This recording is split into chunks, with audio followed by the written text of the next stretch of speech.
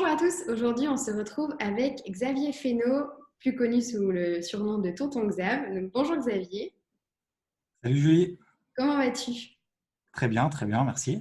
Ouais, en ces temps de confinement. Oui, oui, ça va. Il y a beaucoup de volatilité sur les marchés, donc on s'occupe, hein. Bah oui, j'imagine bien, on a vu ça même sur la communauté, il y a pas mal de monde qui s'occupe, donc ça c'est cool. Donc est-ce que d'abord tu peux te présenter un petit peu, parce que beaucoup de monde savent que tu t'appelles Tonton Xav, mais pas forcément qui tu Mhm. es réellement. Alors, je suis Xavier Fono, j'ai 35 ans, je trade sur les marchés depuis maintenant presque 15 ans. J'ai fait rapidement, hein, pour mon parcours, j'ai fait une école de commerce assez classique. Je m'intéressais déjà au marché financier, mais de manière, on va dire, de manière très débutante, un petit peu comme tout le monde, regarder les cours. Et encore aujourd'hui, on a accès à, on va dire, à la technologie et aux informations de manière beaucoup plus rapide que lorsque moi j'ai commencé. Et j'ai commencé tout simplement un stage en analyse technique, donc analyse technique pure, sans rien connaître en macroéconomie, en économie. Alors, j'avais des notions, bien évidemment, d'école, comme tout type d'école de commerce, mais c'était vraiment voilà, de la théorie. Et c'est vrai que tout de suite, lorsqu'on rentre dans la pratique, c'est un monde entre guillemets, euh, vraiment très différent parce qu'il y a beaucoup de paramètres finalement qu'on ne nous explique pas, que ce soit d'ailleurs dans la théorie, dans les cours ou à droite et à gauche. Et du coup, c'est comme ça que j'ai commencé, surtout donc sur le marché action, action européenne et action américaine. Et au fil des années, donc après, j'ai géré différents portefeuilles, donc sur les marchés américains, sur les actions européennes. Euh, J'envoyais d'ailleurs déjà des signaux à l'époque, euh, et sans forcément d'ailleurs expliquer, mais ça on parlera tout à l'heure, l'avantage après d'ARIA notamment, parce qu'il y a tout cet aspect pédagogique qui est quand même très très important.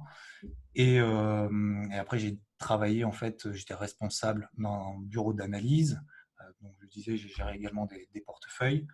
Et après, j'ai travaillé dans d'autres sociétés. J'anime également des conférences un petit peu à droite et à gauche. J'interviens également dans différents médias. Et j'ai rejoint donc Rodolphe dans l'aventure Interactive Trading pour partager notre expérience. Et Aria également, dans le but vraiment d'accompagner, de montrer ce qu'on fait, d'expliquer avant comment est-ce qu'on fait pour déterminer, détecter des opportunités, quel est notre sentiment sur le marché, et d'envoyer également donc en parallèle des signaux, donc sont des trades finalement qu'on suit. Après, voilà, comme je le disais d'ailleurs au début, c'est que la théorie, c'est bien, les signaux, c'est bien, mais ce qui est mieux, c'est d'avoir les deux, c'est-à-dire de comprendre ce qu'on fait, de pouvoir se l'approprier, de pouvoir adapter à sa propre méthode d'intervention. Moi, j'ai travaillé sur des portefeuilles en groupe, plusieurs, et on sent souvent des opinions tout simplement différentes, des façons de travailler différentes. On est plus à l'aise avec peut-être des unités de temps, des classes d'actifs. On n'a pas forcément le même sentiment au même moment sur le marché. Et forcément, la même exposition, la convergence d'éléments sur le marché qui nous disent bah, tiens, là, je vais peut-être mettre une taille de position un petit peu plus importante, la moins importante, je vais m'exposer comme ci et comme ça. Et finalement, il y a autant de, de méthodes d'investissement, de méthodes de trading que de traders. Donc, du coup, vu que c'est très large et très personnel finalement, euh, c'est un peu voilà, le but, que ce soit voilà, au travers d'IVT, au travers d'ARIA, d'expliquer, de partager tout ça, et pas forcément de suivre bêtement, pas forcément de ne faire que de la théorie. Et c'est ça justement qui me plaît dans cette aventure. Donc on partage euh, toute notre expérience du mieux possible. Et on voit encore plus d'ailleurs aujourd'hui que voilà, les marchés sont changeants, peut-être encore plus maintenant du jour au lendemain. Il y a beaucoup de volatilité, il faut toujours s'adapter. Et c'est ça, pour moi, c'est avant tout le trading et l'investissement sur les marchés, c'est avant tout une passion. Parce que beaucoup, finalement, veulent commencer à trader en se disant tiens, je vais mettre 500, donc des petites sommes, hein, des petits capitaux, 500, 1000 euros, 10 000 euros, et me dire tout de suite tiens, je vais pouvoir passer un bon moment, j'ai une demi-heure, une heure devant moi, et je vais trader, essayer de faire de l'argent pendant cette demi-heure, cette heure-là, ou cette semaine, ou pendant un mois. Et après, on verra bien ce qui se passe. Il y a toutes les notions également d'effet de levier. Il y a tout, après des notions un peu plus techniques. Et, euh, et sauf que le trading, vraiment, c'est du moyen long terme. Et pour que ça devienne du moyen long terme, il faut vraiment que ça soit une passion, il faut s'accrocher. C'est pas facile. On peut avoir au début la chance du débutant. Mais voilà, l'objectif, c'est vraiment d'être déjà de comprendre ce qu'on fait avant même de vouloir gagner de l'argent. Déjà, c'est éviter d'en perdre, mais c'est déjà de comprendre ce qu'on fait en n'ayant pas d'objectif trop ambitieux. Voilà. Donc, on essaye d'accompagner vraiment dans le moyen long terme. C'est pas juste sur un mois, juste sur 2 mois, sur 3 mois, et de comprendre après sa psychologie et sa façon de faire sur les marchés au fur et à mesure.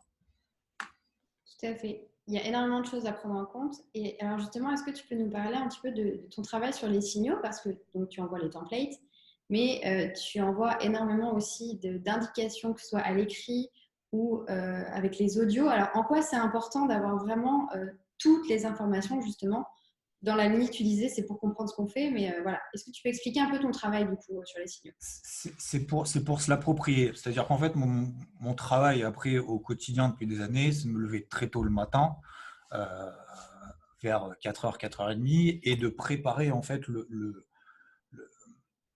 toute la notion d'analyse, parce que beaucoup vont considérer le trading juste comme plus je clique sur le bouton de la souris, plus je vais gagner de l'argent. Alors qu'en fait, très souvent, et de plus en plus de personnes me le disent, non, en fait, c'est pas vrai. Moins finalement de temps je suis sur le marché ou devant les écrans, peut-être plus je gagne de l'argent sur le marché. Parce que déjà, je comprends ce que je fais parce que j'ai passé beaucoup plus de temps finalement à préparer mon plan d'intervention. Mhm. Et euh, l'exécution, ça correspond à quoi? 2-3% peut-être du temps dans la journée, dans la semaine, ou voire même dans le mois. Donc, je passe beaucoup de temps, bien évidemment, à analyser, à essayer de déterminer en amont les opportunités. Alors, c'est pas forcément évident. On n'a pas tous les. C'est ça aussi qui est important, c'est que moi, je travaille sur une dizaine d'actifs. Donc, je vais travailler en fait le matin sur une dizaine d'actifs. Je vais tous les analyser un par un. C'est au minimum une dizaine d'actifs. Après, bien évidemment, je fais le tour un peu sur le reste, voir s'il n'y a pas d'autres opportunités d'actifs que je n'ai pas forcément au quotidien l'habitude de trader. Mais d'ailleurs, si on prend toute la panoplie qu'on a à l'échelle mondiale sur les actions, il y a en fait une quantité infinie d'actifs. Donc, de toute façon, il y a toujours des trucs à faire. Mais après, on ne peut pas être partout. Il ne faut pas non plus s'éparpiller. Je pense qu'il ne faut pas non plus, ça on en reparlera, mais euh, overtrader, c'est-à-dire trop avoir tout le temps en fait une opinion sur un actif à un moment donné. C'est vrai que toute la journée, si on reste derrière son écran, on est sur un actif. Alors, généralement, la plupart des gens, c'est le DAX ou le Dow Jones. On est devant, on essaye toujours soit d'acheter, soit de vendre, d'avoir toujours une opinion. Et c'est vrai que rester derrière son écran sans cliquer sur le bouton de la souris, c'est quand même un peu son ego prend un coup, donc c'est vraiment très difficile à faire finalement. Donc moi, mon travail avec les signaux, c'est voilà, de faire tout ce travail de préparation en amont, de partager ce que je pense, mon avis sur le marché de manière la plus objective possible, parce que je pense que c'est au pilote de prendre après sa décision finale, parce que c'est sa responsabilité, c'est son capital, c'est chacun des pilotes qui va prendre la décision de suivre, de ne pas suivre, d'adapter le template, de ne pas l'adapter, de suivre le signal, de ne pas suivre le signal. Peut-être parce qu'il est déjà exposé ailleurs, parce qu'il a plus de marge sur son compte, etc., etc., ou tout simplement qu'il n'a pas la même opinion. Et c'est pour ça que je fais beaucoup, enfin, j'essaye de pas non plus surcharger, mais faire des audios dans ce sens-là pour expliquer le contexte général dans lequel on est, apporter bien évidemment ma petite touche, on ne peut pas être objectif. Si on est juste objectif en disant, bah tiens, là il y a une résistance, là il y a un support, ça ne sert pas à grand-chose. L'objectif, c'est de se dire, ok, on a eu ça, ça, ça, ça et ça, donc les probabilités de réussite, enfin, en tout cas, les probabilités, c'est soit ça monte, soit ça baisse, tel actif, tel actif. Et aussi d'avoir une compréhension aussi globale, parce qu'il y a beaucoup de parallèles entre les différents actifs. On peut évoquer par exemple le rôle du dollar américain sur l'or, sur l'euro-dollar. Donc quand il y a des mouvements sur ces actifs-là, ça va avoir des conséquences sur d'autres actifs. etc., etc. Il va y avoir toute la partie, bien évidemment, après macroéconomique, les publications de résultats, les statistiques. Donc, l'objectif, c'est pas juste, encore une fois, voilà, comme tu l'as très bien dit, pas juste d'envoyer des signaux, mais d'avoir cette vision globale, de proposer des idées, tout simplement, et de dire, bah, tiens, ça, tu n'as peut-être pas vu, et qu'il se passe là quelque chose, comme tout à l'heure, par exemple, sur la UDNZD, donc le dollar australien contre le dollar néo-zélandais. Alors, comme ça, on se dit, oulala, qu'est-ce que c'est que ce truc? C'est un truc hyper exotique, d'ailleurs, c'est hyper exotique. On se dit, bah, tiens, c'est bizarre, jamais j'aurais pensé trader ça. Et ça donne finalement une idée en disant, bah, tiens, oui, effectivement, ça m'intéresse, du coup, ça permet de renseigner, et voilà, d'avoir une dynamique comme ça un peu positive. Et surtout, d'avoir aussi cet échange qu'on a dans la chat room, c'est-à-dire, voilà, il y a des pilotes qui sont peut-être aussi plus expérimentés, plus à l'aise, qui donnent aussi plus facilement leur avis, parce que c'est pas facile de se mouiller et de dire, bah, tiens, non, moi, je pense que voilà, ça va monter, parce qu'il y a ça et ça. Généralement, on entend soit euh, non, moi je pense que ça va monter, mais il n'y a jamais l'explication qui va avec, il n'y a jamais le trade en lui-même. Et voilà, donc après, en fonction de l'expérience de chacun, on va dire, bah, tiens, moi je pense que ça va monter parce qu'il y a ça, ça, ça et ça. Les gens posent des questions, j'essaye d'y répondre le plus rapidement possible, le plus souvent possible. Et j'ai pas tout le temps la réponse, mais après, voilà, c'est donner après son avis, etc. Donc voilà, c'est cette combinaison entre les signaux, bien évidemment, de dire, bah, tiens, là, je passe à l'achat comme ça, je vous donne mon template, je vous dis, moi, comment je le fais sur mon propre compte. Après, chacun prend la décision de suivre ou pas, mais au moins, il a les éléments. Et ce qui est vraiment très important, c'est vraiment de comprendre ce qu'on fait. Pourquoi est-ce que j'insiste là-dessus? Parce que suivre des signaux, se comprendre ce qu'on fait, finalement, si ça marche, au final, on n'aura rien appris parce que oui, on aura gagné de l'argent, très bien, mais on ne pourra pas le reproduire, on ne saura pas le reproduire. Et si ça ne marche pas, on perd de l'argent, on dit, tiens, c'est lui qui m'a donné un mauvais signal ou j'aurais pas dû le suivre, nanana. Finalement, on est frustré, on ne le suit pas. Le prochain signal, finalement, il va être bon, donc on ne va pas le suivre. Et du coup, il va être bon et du coup, on va être encore plus frustré, etc. Et puis après, c'est le cercle. Donc, pour ça, j'insiste vraiment là-dessus et c'est ça qui m'intéresse, c'est voilà, c'est de partager l'expérience que j'ai. Encore une fois, après, je ne sais pas tout, bien évidemment, loin de là. Je ne suis pas que des trades gagnants, loin de là. Euh, mais voilà, c'est vraiment d'apporter cette vision globale au travers des audios, au travers des écrits et pas juste j'achète le CAC, j'achète le Dow Jones là, et puis en espérant que ça monte, quoi. Voilà. Oui, c'est ça. C'est vraiment de permettre à chacun de progresser aussi. C'est vrai que ce serait un peu bête d'avoir juste les signaux, comme tu dis, et de rien avoir appris, parce que c'est aussi une technique de pouvoir faire ses propres trades de son côté, en ayant ton expérience à toi quand même, en comprenant comment tu analyses les marchés. Comme tu disais aussi, les paires un peu plus exotiques, c'est vrai que quand on est novice, on ne les connaît pas tous, pas toutes, pardon, et on n'ose pas forcément s'aventurer sur certaines. Alors que là, comme on sait qu'on est sécurisé, parce qu'en plus on a tes paramètres, ton explication, forcément ça rassure et ça peut donner d'autres idées de d'autres actifs à trader. Donc c'est vrai que c'est vraiment l'avantage. Franchement, Bah, euh, surtout, ce que tu disais, c'est intéressant parce que après, c'est pas que suivre quelqu'un, un copilote, entre guillemets, que ça soit tonton Gav ou tonton Rod, mais c'est aussi de le faire soi-même. Et j'ai vu les performances après que tu affiches de certains pilotes qui sont certaines semaines absolument extraordinaires et qui font bien mieux que moi sur certaines semaines. Donc déjà, bravo à eux, mais du coup, ça montre qu'effectivement, c'est pas juste suivre des signaux, c'est aussi voilà, se l'approprier, de se dire, tiens, du coup, j'arrive avec ces paramètres-là, tiens, et j'ai pas pensé à mettre tel type de paramètres, du coup, je vais le faire, du coup, parce que c'est vrai qu'il y a énormément de paramètres, c'est très très bien, mais il ne faut pas non plus se perdre, que ce soit dans les classes d'actifs, que ce soit de faire l'overtrading sur un seul actif, et du coup, ça permet peut-être voilà, d'avoir un peu une vision globale, et c'est ça qui est ça, je pense, c'est d'avoir toujours le curseur entre ne pas faire de l'overtrading, ne pas être partout et de faire aussi soi-même et pas de suivre simplement une ou deux personnes. c'est ça, tout en étant drivé et accompagné, ce qui Hum. reste pas mal. Alors, est-ce que toi, tu peux nous parler de ta routine personnelle sur les marchés financiers? Tu nous en as parlé un peu, c'est être debout très tôt. Est-ce que tu peux nous dire un petit peu comment tu fais, sur quelle plateforme tu te renseignes? Est-ce que tu peux nous en dire un peu plus?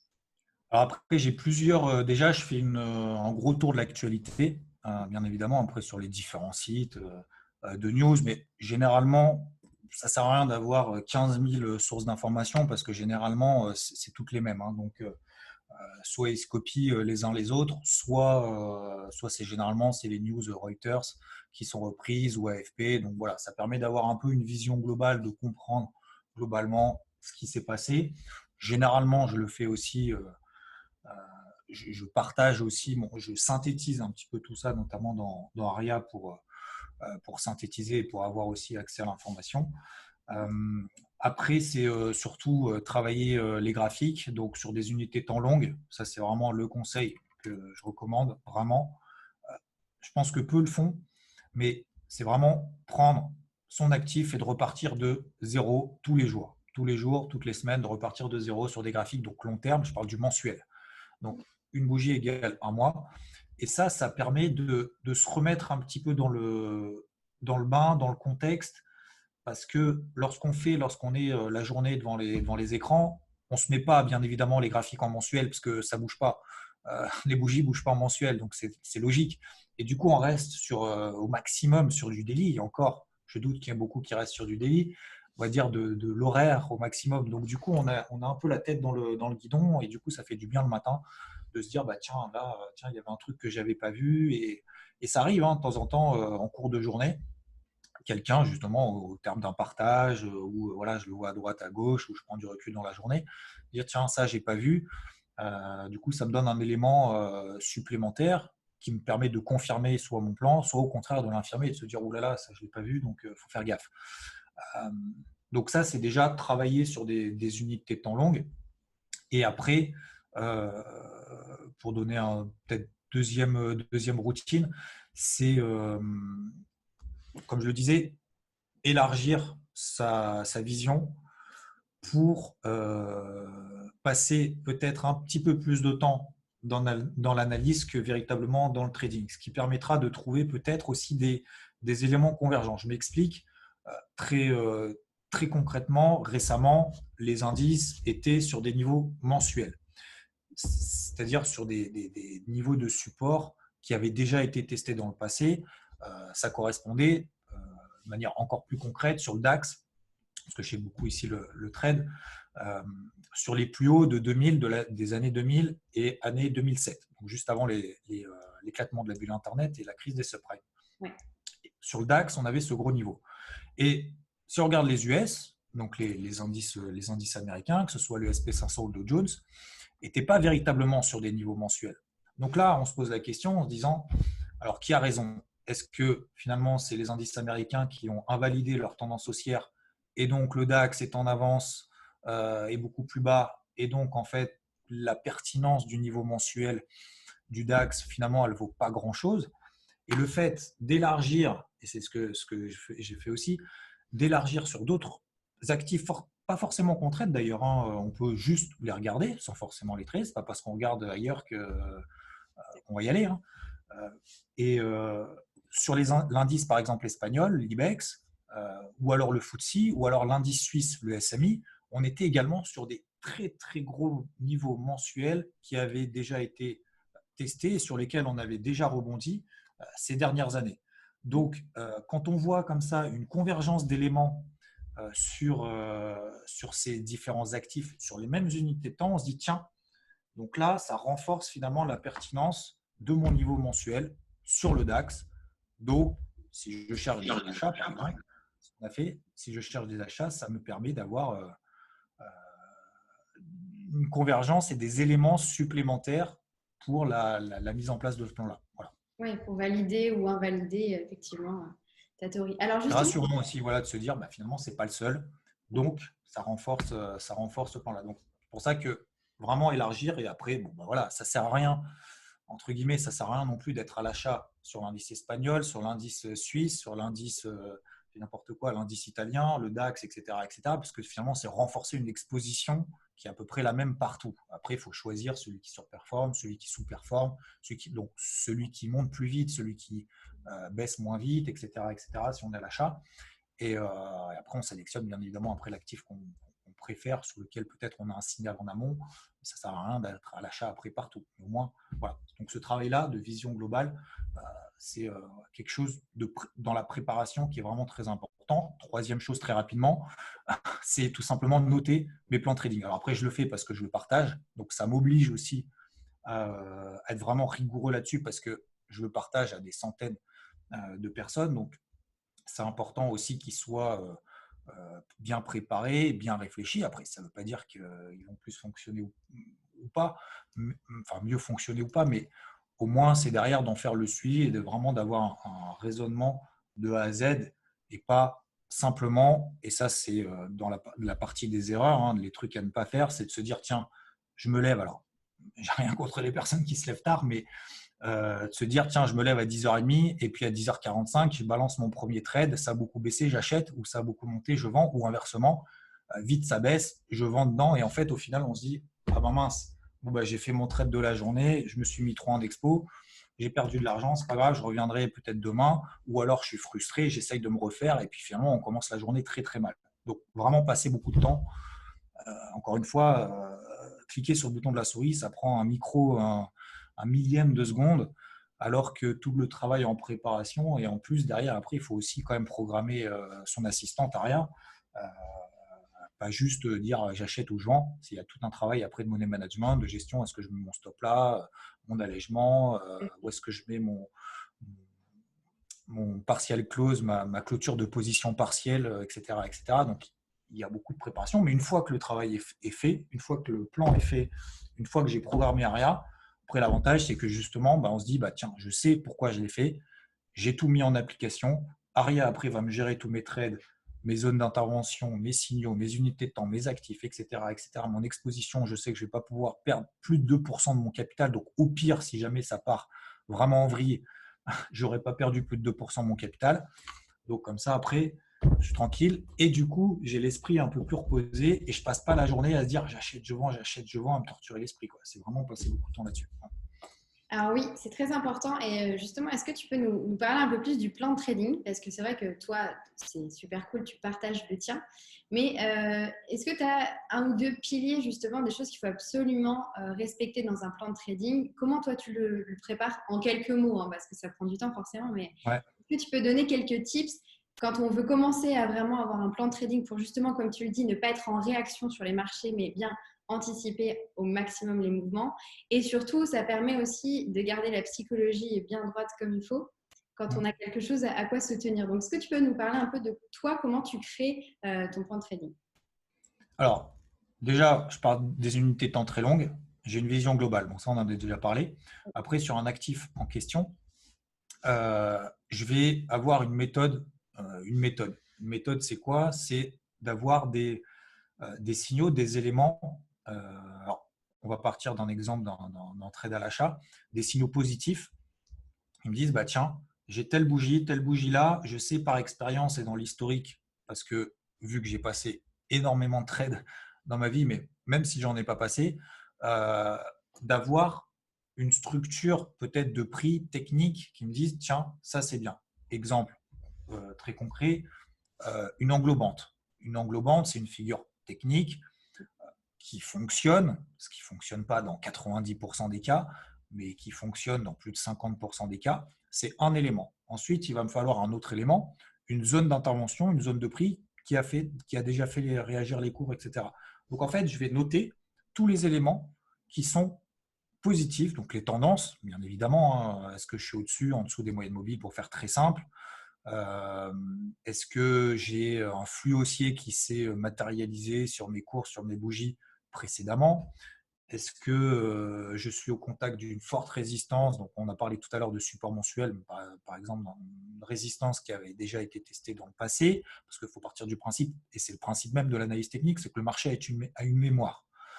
Même si on est dans un contexte de crise comme on le connaît maintenant, on voit très bien que sur des unités de temps très très long terme, alors sur les unités de temps très courtes, non, parce que on est soumis à une psychologie de marché, à l'émotion du marché. Donc, les niveaux à très très court terme, lorsque le marché n'est pas stabilisé, on est juste dans l'émotion, donc tout saute, tout vole en éclats, sauf les niveaux justement très très importants qui avaient déjà été testés, mais au cours des années, voilà, il y a 10, 20 ans, voire même peut-être même plus loin.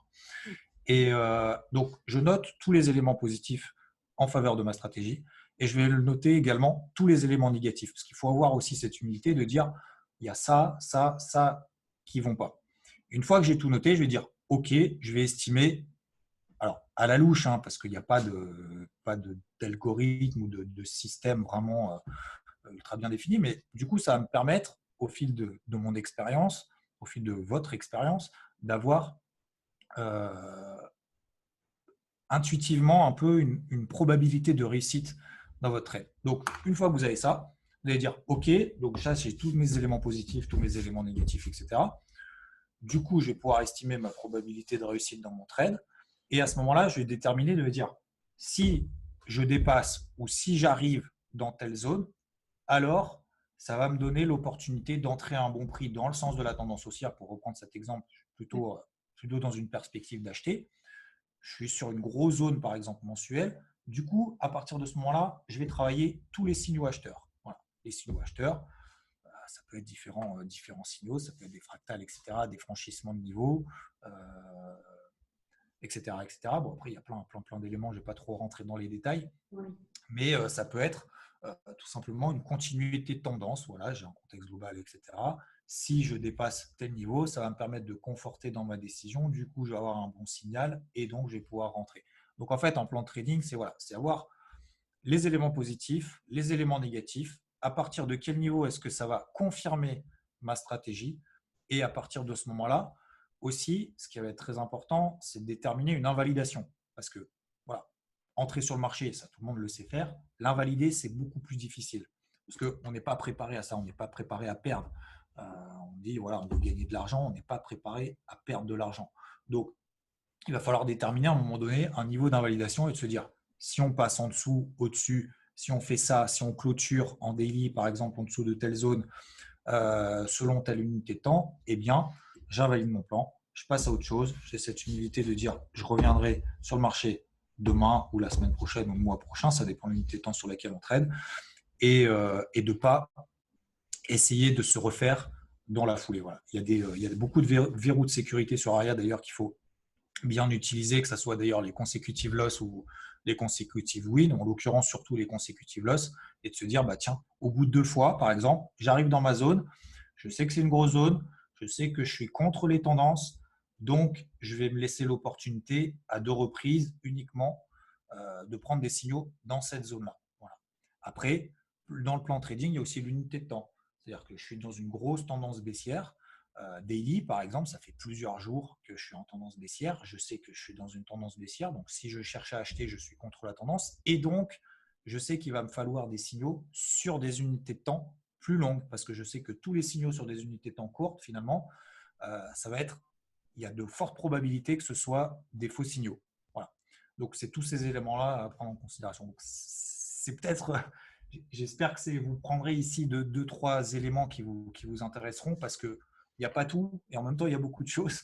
Donc, voilà. Après, c'est au fur et à mesure l'expérience. Mais si on note son plan de trading, les raisons, les raisons pour lesquelles il y a des chances que ça ne fonctionne pas, etc., qu'on réussisse ou qu'on se plante à la fin du trade, le fait de ne pas utiliser effet de levier, de ne pas trop perdre sur son capital, ça va nous permettre demain ou après-demain ou la semaine prochaine de dire, tiens, il y avait ça, ça, ça et ça, c'était pas suffisant ou alors c'était tout simplement nul, fallait pas les prendre en considération, donc je prends autre chose, etc. Et après, j'évolue comme ça au fur et à mesure et ça me permettra vraiment d'avoir une technique et ma façon de faire sur le marché, l'unité de temps, l'actif, etc., etc.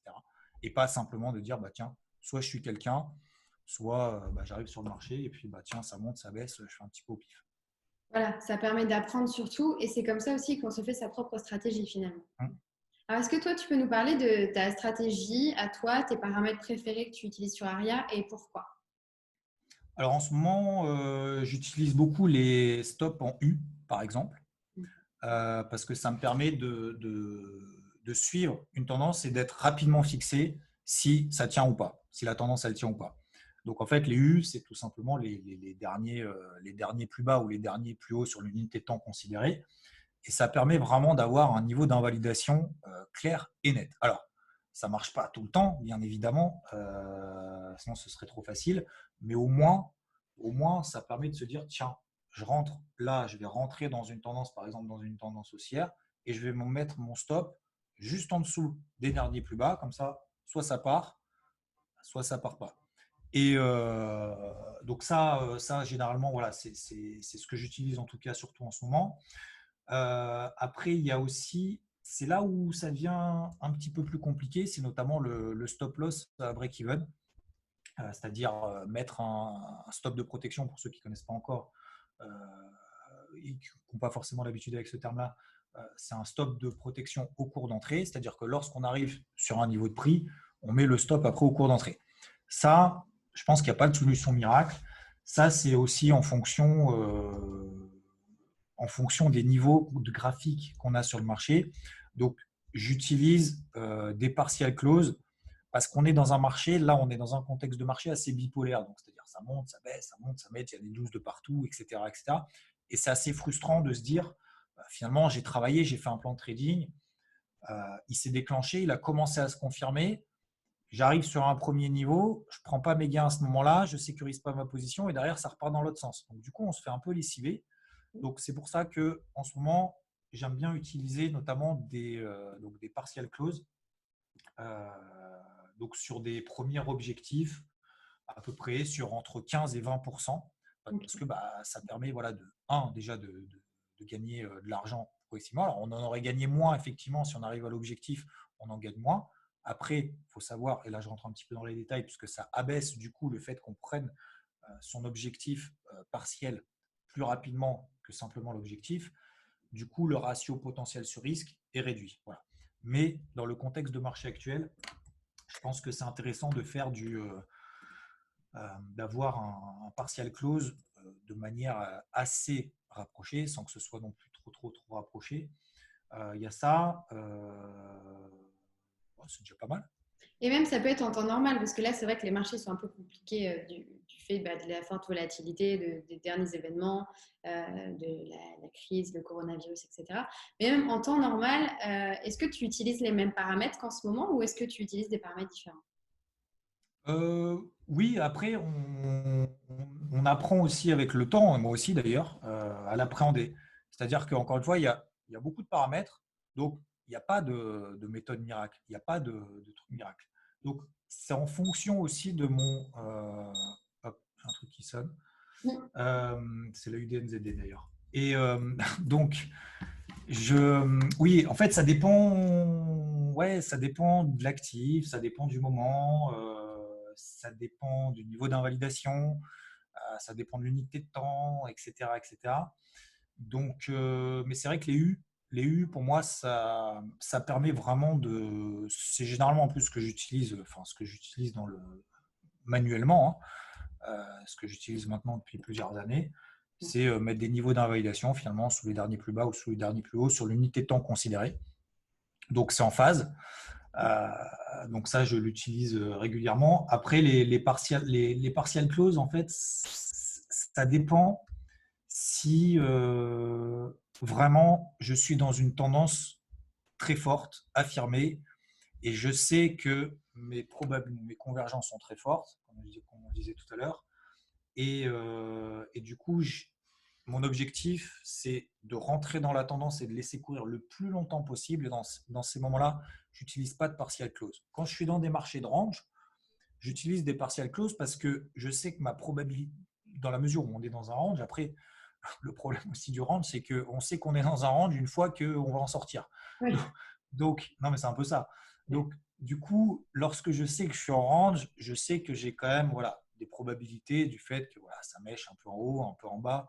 Et donc, je préfère encaisser une partie. Si ça part, tant mieux, ce sera avec une taille de position plus faible, mais au moins, j'aurais pris un peu, etc., etc. Parce que derrière, du coup, si je me prends un stop plein, finalement, le fait d'avoir pris des petits gains au fur et à mesure, ça me permettra de le compenser. Et après, une fois que je suis en tendance vraiment forte, je sors de ce range et que j'ai une convergence de partout, etc. Là, par contre, je ne mets plus de partial close.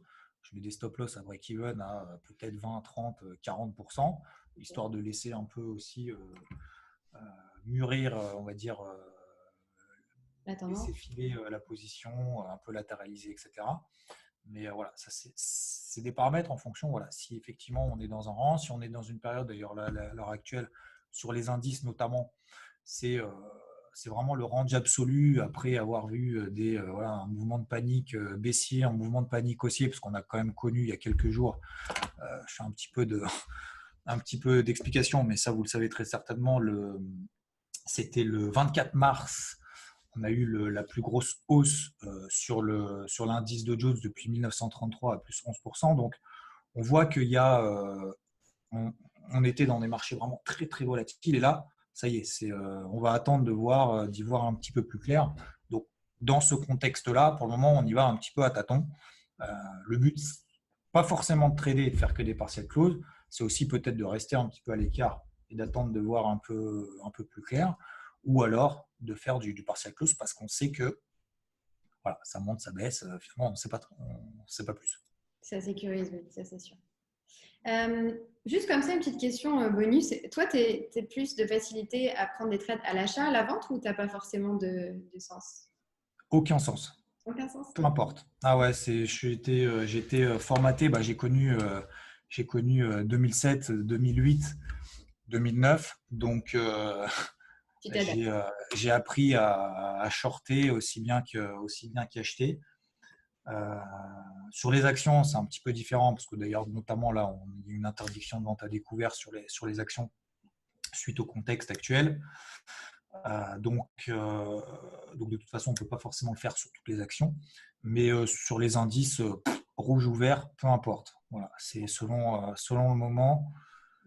Et petite astuce, entre parenthèses, pour ceux qui n'ont pas l'habitude de vendre, ce que je vous conseille, alors c'est pas courant, c'est vrai que peut-être vous n'en avez pas entendu parler, mais notamment sur certaines plateformes, vous pouvez le faire, c'est de mettre des graphiques inversés. En fait, en mettant des graphiques inversés, par exemple, quand on est dans des marchés baissiers, vu que votre cerveau peut-être est conditionné à chercher des achats, puisque globalement le marché monte, hein, à long terme, c'est ce qu'on dit, le marché monte. On est focalisé à se dire, ah ben non, moi je ne peux pas vendre, c'est pas possible, plus ça baisse, plus j'achète, etc., etc. Mais lorsqu'on est dans des marchés baissiers, ça peut être intéressant de dire, tiens, j'inverse mon graphique et je me dis, tiens, du coup, là, est-ce que dans ce type de configuration-là, est-ce que je passerai à l'achat? Et là, si tu te dis oui, effectivement, je passerai peut-être à l'achat à ce niveau-là, du coup, ça veut dire, ah ben en fait, il faut peut-être que je vende. Et du coup, ça permet de retourner un peu le cerveau. Tout à fait, c'est vrai, ouais. C'est une astuce, c'est sympa. Tout à fait.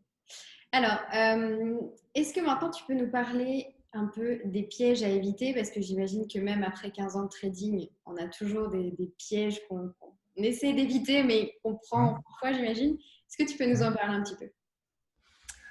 Le principal piège, donc, si on respecte toute son organisation, etc., comme j'ai dit, voilà, bon, on se lève tôt ou pas, peu importe, mais qu'on prépare au moins ce qu'on va faire, pourquoi, comment, etc., etc. Mhm. C'est, alors, le money management, à la rigueur, petite parenthèse, avec Arias, c'est assez, normalement, voilà, si on ne déconne pas, normalement, on peut bien le gérer, il n'y a pas de grosses mauvaises surprises. Là, déjà, quand même, on s'enlève une grosse épine du pied en amont. Parenthèse fermée. Le principal piège, c'est de faire de l'overtrading. Alors ça, on en parle souvent, mais l'overtrading, c'est, en fait, on ne le maîtrise pas. C'est un gros mot, parce que pour moi, c'est un gros mot, parce qu'en finalement, ça veut tout dire et rien dire. Quand est-ce qu'on sait que au moment où on clique sur le bouton de la souris, on va faire un mauvais trade? Alors déjà, parce que déjà on le ressent, on le sait, je pense, dans 70, 80, voire même 90% du temps, même moi encore, je sais que quand à un moment donné, je me dis, ah non, là, tu as fait une connerie, fallait peut-être pas. Donc là, l'overtrading, c'est difficile à mesurer, mais faut vraiment faire attention de manière vraiment très concrète avec Aria, notamment au market execution, Mhm. parce que ça incite à prendre des signaux alors qu'il n'y en a pas. Alors que Aria, normalement, est faite pour te dire, bah tiens, là, tu as un signal parce que tu as tout configuré, on va attendre un signal et tu rentreras uniquement si tu as un signal. Et là, le fait d'avoir effectivement le market execution, alors certaines fois ça se passera très bien, tant mieux, mais il faut faire attention à ça et c'est peut-être les erreurs que je fais avec Aria, c'est peut-être de trop anticiper. Alors, c'est même pas anticiper, c'est de se dire, bah, tiens, j'ai la latitude, j'ai fait une bonne paire, bah, tiens, je continue, etc. Je continue à faire du market execution. Et du coup, on risque de rentrer comme ça. Alors, je le fais encore, mais heureusement, beaucoup moins qu'avant. Euh, mais il faut vraiment faire attention à ça parce que ça peut nous inciter à continuer à se dire. Et d'ailleurs, sur Aria, alors je ne sais plus comment s'appelle le paramètre, je vais le regarder tiens, en live. Euh, un max profit daily ou weekly. En fait, ça évite, et ça c'est important finalement, je pense qu'il y en a très peu qui le font. Et à un moment donné, de se dire stop, quoi. Voilà, j'ai pris mes 2% sur la journée, déjà c'est énorme. 2% sur la semaine, c'est énorme. 2% par mois, c'est énorme. Peut-être moins que 2% par jour, certes, mais c'est déjà énorme. Il faut vraiment avoir conscience de ce pourcentage. Et ça, c'est très bien sur Aria, c'est qu'on raisonne en pourcentage, on ne raisonne pas en euros, on raisonne en pourcentage. Et ça, c'est très important. Donc, attention à pas aller trop vite, à vraiment attendre l'exécution de ces plans, de ne pas être frustré. Donc, du coup, bah, il y a plein d'implications. Je pense que l'overtrading, je pourrais en parler pendant des jours. Mais de ne pas avoir cette frustration d'avoir loupé un moment, c'est pas grave. Le marché monte, j'étais pas à l'achat, j'ai pas eu mon signal dans ma zone, c'est pas grave. Le marché sera là demain, même dans un contexte de crise, dans un contexte où tu vas bien, etc. Le marché sera toujours là. Dans le pire des cas, il sera fermé 1 ou 2 ou 3 journées en fonction. Voilà, si vraiment il y a une catastrophe, comme ça s'est passé par exemple le 11 septembre, il a été fermé 2 ou 3 jours. Après, ça a rouvert. Donc, il ne faut vraiment pas être frustré de louper un mouvement. On met son ego de côté, on prend 10. Moi, voilà, mon objectif, c'est d'être régulier, de ne pas vouloir aller trop vite, trop loin, de ne pas vouloir me refaire. Quand je clique sur le bouton de la souris et que je sais que c'est un mauvais trade, il faut couper direct. Parce qu'il y a 90% de chances que ça se passe mal. C'est très difficile à faire. Parce qu'il y a toujours cet ego de se dire bah non, bah attends, maintenant que je suis dessus, bah, je vais le laisser. Hein. On va bien voir comment ça se passe. Et puis généralement, ça se finit mal. Donc, il faut vraiment passer du temps plutôt à analyser. Je sais que c'est difficile, à essayer de comprendre, à continuer à lire, à se former. Il y a plein de vidéos de formation. Il y a plein d'articles de news, il y a plein de paramètres sur Aria. Faut essayer de noter le plus possible ce qu'on fait, d'essayer d'apprendre de ses erreurs passées, etc., etc. Parce que c'est ça qui nous fait évoluer, quoi. Voilà, c'est pas de dire bah tiens, j'achète, je vends, j'achète, je vends, j'achète, je vends, j'achète, je vends, et finalement en fait j'ai pas de méthode d'intervention, et si j'ai pas de méthode d'intervention, j'arriverai jamais. Alors justement, par rapport à ces méthodes d'intervention, le fait de bien établir son plan, de suivre les signaux, d'accepter qu'on parfois on se trompe, on est allé dans le mauvais sens, etc. Euh, Par rapport à tout ça, justement, en quoi c'est important d'avoir Aria Signal euh, avec soi? En quoi c'est un plus, en fait? Alors, bah, pour plusieurs choses. Déjà, peut-être pour se conforter dans son idée. Euh, Moi, je sais qu'il y a, ouais, il y a des personnes qui suivent tout simplement Aria Signal, donc que ce soit moi, que ce soit d'autres, pour avoir une confirmation dans leur analyse. Et de se dire, bah, tiens, lui passe à l'achat. Moi, je pensais qu'il fallait passer à l'achat. Du coup, ça me conforte dans mon opinion. Ça peut être une première chose. Ça peut être, comme on l'a vu tout à l'heure, par exemple, d'avoir des idées qu'on n'aurait pas eu. Peut-être parce que d'ailleurs on n'a pas le temps, parce qu'on n'a pas l'expérience, parce que voilà, ça peut être différentes raisons, mais de se dire tiens, il m'a poussé la configuration là sur la UDNZD. Voilà, ça m'intéresse. Après, peut-être me dis bah non, moi dans mes critères de sélection, non, moi sur de questions de prendre une paire du Forex par exemple. Après ça, voilà, il n'y a pas de aucune enfin, peu importe, après chacun fait comme il le souhaite, mais ça permet d'avoir des idées peut-être supplémentaires. Et puis après, les signaux, bah, c'est aussi de se dire, tiens, je vais suivre ça parce que j'ai pas encore confiance en moi, je vais suivre. Après, attention, hein, tous les signaux ne sont pas tous des trades gagnants, il y a des trades perdants, etc., etc. Mais au moins, il y a toute la dynamique d'expérience, etc., qui est avec. Voilà, parce que l'objectif, encore une fois, c'est vraiment de comprendre aussi tout ça. Donc, sur Aria Signal même, sans donc peut-être toutes ces notions pédagogiques, ça permet aussi voilà, d'avoir des idées, d'être conforté dans son scénario, de voir peut-être comment est-ce qu'on travaille, nous, au quotidien, sur quel actif, comment, pourquoi, etc. etc. Donc, voilà, ça permet aussi, voilà, surtout, je pense, d'avoir une vision un peu plus large que simplement de dire, voilà, j'achète et je vends un petit peu n'importe comment. Tout à fait, exactement. Du coup, pour résumer un petit peu tout ça, est-ce que tu aurais comment je pourrais dire ça? Le tips ultime, le petit coup de pouce qui ferait que voilà, ça donnerait un petit axe pour tout le monde dans cette configuration qui est un peu particulière et qui est peut-être pas forcément facile à traiter pour tout le monde. Est-ce que tu as un conseil? Bon, on en a dit pas mal. Quel serait le conseil parmi tout ça pour synthétiser? Voilà. Il y en a beaucoup, hein, c'est difficile. Un seul, allez, un seul, vraiment. En ce moment, je pense, enfin, je parle vraiment dans le contexte actuel, c'est ne pas se précipiter. Parce que le marché a beaucoup baissé. Il y en a beaucoup qui disent c'est l'opportunité du siècle, ça va remonter, j'ai investi, etc. Ce qui n'est pas faux d'ailleurs, ce qui peut être pas faux. À l'inverse, je reçois beaucoup, oulala, ça y est, c'est la crise, ça va être pire que 29, etc. C'est la plus grosse crise qu'on ait jamais connue, donc ça va au trou. Donc on a des opinions complètement extrêmes dans tous les sens, alors qu'au final, au-delà de l'aspect économique, tout l'aspect sanitaire, etc., finalement, on n'en sait rien. Donc, le but, c'est pas de se précipiter, de se dire je vais être absolument dans le coup et de se dire je vais me poser, j'ai le temps, je rate un mouvement, c'est pas grave. Je prends le temps de comprendre ce que je fais, d'essayer d'exploiter au mieux les opportunités que me donne le marché dans ce contexte actuel. Ce n'est pas forcément sur les indices, ce n'est pas forcément sur les actions, ce n'est pas forcément sur le Forex, c'est peut-être un petit peu partout. Et il y a des déclenchements qui peuvent avoir lieu à un moment, voilà, un moment ou un autre. Donc, il y a des opportunités à faire, à saisir.